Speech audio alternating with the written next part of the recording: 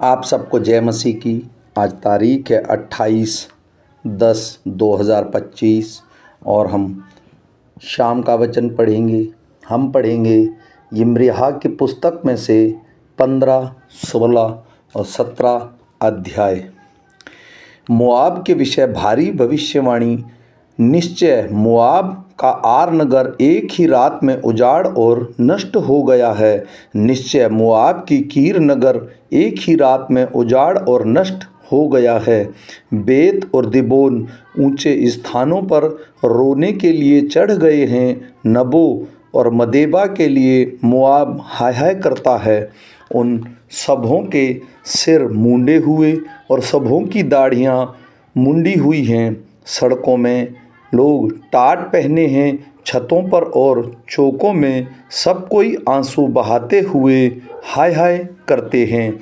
Heshbon और allele चिल्ला रहे हैं। उनका शब्द यहस तक पहुँच सुनाई पड़ता है। इस कारण मोआब के हथियारबंद चिल्ला रहे हैं। उसका जी अति उदास है। मेरा मन मोआब के लिए दुहाई देता है। उसके रईस सोआर और एलीशितिशिया तक भागे जाते हैं। देखो, लूहित की चढ़ाई पर वे रोते हुए चढ़ रहे हैं।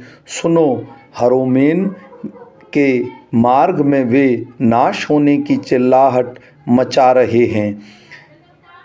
निम्रीम का जल सूख गया, घास कुम्हला गई और हरियाली मुरझा गई और नमी कुछ भी नहीं रही। इसलिए जो धन उन्होंने बचा रखा और जो कुछ उन्होंने इकट्ठा किया है, उस सब को वे उसी घाटी के पार लिए जा रहे हैं जिसमें मजनू वृक्ष हैं। इस कारण मोआब के चारों ओर की सीमा में चिल्लाहट हो रही है। उसमें का हाहाकार एग्लोम में बेरेलीम में भी सुनाई पड़ता है, क्योंकि दिमोन का सोता लहू से भरा हुआ है। तो भी मैं दिमोन पर और दुख डालूंगा। मैं बचे हुए मोआबियों को और उसके देश से भागे हुओं के विरुद्ध सिंह भेजूंगा। जंगल की ओर से सेला नगर से सियोन की बेटी के पर्वत प्रदेश के हाकिम के लिए भेड़ के बच्चे को भेजा। मोआब की बेटियां अर्नोन की घाटी में उजड़े हुए घोंसले पक्षी और उनके भटके हुए बच्चों के समान सहमति करो, न्याय चुकाओ। दोपहर ही में अपनी छाया को रात के समान करो। घर से निकलते हुओं को छिपा रखो। जो मारे मारे फिरते हैं उनको मत पकड़वाओ। मेरे लोग जो निकले हुए हैं वे तेरे बीच में रहें। नाश करने वाले से मोआब को बचाओ। पीसने वाला नहीं रहा, लूटपाट फिर न होगी, क्योंकि देश में से अंधेर करने वाले नष्ट हो गए हैं।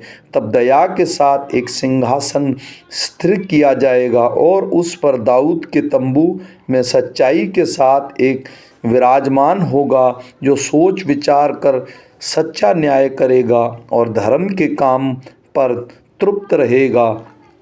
हमने मोआब के गर्व के विषय सुना है कि वह अत्यंत अभिमानी था। उसके अभिमान और गर्व और रोष के संबंध में भी सुना है, परंतु उसका बड़ा बोल व्यर्थ है, क्योंकि मोआब हाय हाय करेगा। सब के सब मोआब के लिए हाहाकार करेंगे। किर्तियास की दाख की टिक्कियों के लिए अति निराश होकर लंबी लंबी सांस लिया करेंगे, क्योंकि हेशबोन के खेत और सिब्मा की दाखलताएं मुरझा गई। जाति जाति के अधिकारियों ने उनको उत्तम उत्तम लताओं को काट काट कर गिरा दिया है। वे याजेर तक पहुंची और जंगल में भी फैल गई और बढ़ते बढ़ते ताल के पार दूर तक बढ़ गई हैं। मैं याजेर के साथ सिब्मा की दाखलताओं के लिए भी रोऊंगा। हे हेशबोन और एला, मैं तुम्हें अपने आंसुओं से सींचूंगा, क्योंकि तुम्हारे धूपकाल के फलों के और अनाज की कटनी के समय की ललकार सुनाई पड़ती है। फलदाई बारियों में आनंद और मगनता जाती रही। दाख की बारियों में गीत न गाया जाएगा, न हर्ष का शब्द सुनाई देगा, और दाखरस के कुंडों में कोई दाख न रोंदेगा, क्योंकि मैं उनके हर्ष के शब्द को बंद करूँगा। इसलिए मेरा मन मोआब के कारण और मेरा हृदय कीर हेरेस के कारण वीणा का सा कृद्रन करता है। और जब मोआब ऊंचे स्थान पर मुंह दिखाते दिखाते थक जाए और प्रार्थना करने को अपने पवित्र स्थान में आए, तो उसे कुछ लाभ न होगा।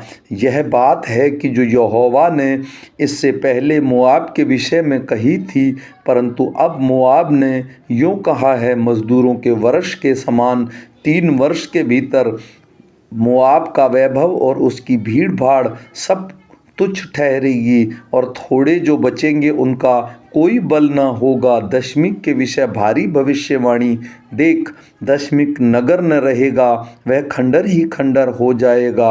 अरोएर के नगर निर्जन हो जाएंगे, वे पशुओं के झुंड की चराई बनेंगे।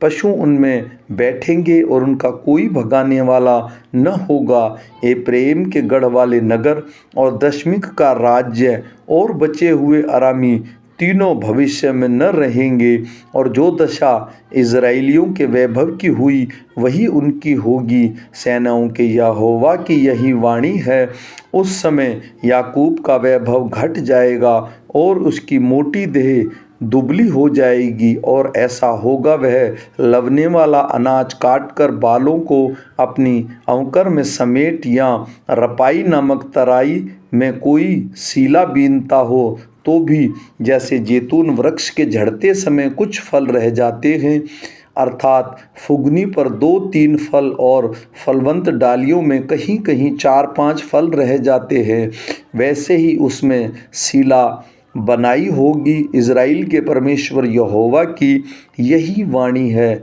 उस समय मनुष्य अपने कर्ता की ओर दृष्टि करेगा और उनकी आँखें इज़राइल के पवित्र की ओर लगी रहेंगी। वह अपनी बनाई हुई वेदियों की ओर दृष्टि न करेगा और न अपनी बनाई हुई आशुरा नामक मूर्तों या सूर्य की प्रतिमाओं की ओर देखेगा। उस समय उनके गढ़ वाले नगर, घने वन और उनके निर्जन स्थान पहाड़ों की चोटियों के समान होंगे, जो इज़राइल के डर के मारे छोड़ दिए गए थे, और वे उजाड़ पड़े रहेंगे, क्योंकि तू अपने उद्धारकर्ता परमेश्वर को भूल गया और अपनी दृढ़ चट्टान का स्मरण नहीं रखा। इस कारण चाहे तू मनभावने पौधे लगाए और विदेशी कलम जमाए, चाहे रोपने के दिन तू उसको चारों ओर बाड़ा बांधे, और सवेरे ही को मैं उसमें फूल खिलने लगे, तो भी संताप और असाध्य दुख के दिन उसका फल नष्ट हो जाएगा। हाय हाय, देश देश के बहुत से लोगों का कैसा नाद हो रहा है, वे समुद्र की लहरों के समान गरजते हैं। राज्य राज्य के लोगों का कैसा गर्जन हो रहा है, वे प्रचंड धारा के समान नाद करते हैं। राज्य राज्य के लोग बाढ़ के बहुत से जल के समान नाद करते हैं, परंतु वह उनको घुड़केगा और वे दूर भाग जाएंगे और ऐसे उड़ाए जाएंगे जैसे पहाड़ों पर की भूसी वायु से और धूल बवंडर से उड़ाई जाती है। सांझ को देखो घबराहट है और भोर से पहले वे लोप हो गए हैं। हमें नाश करने वालों का भाग और हमें लूटने वालों की यही दशा होगी। आमीन।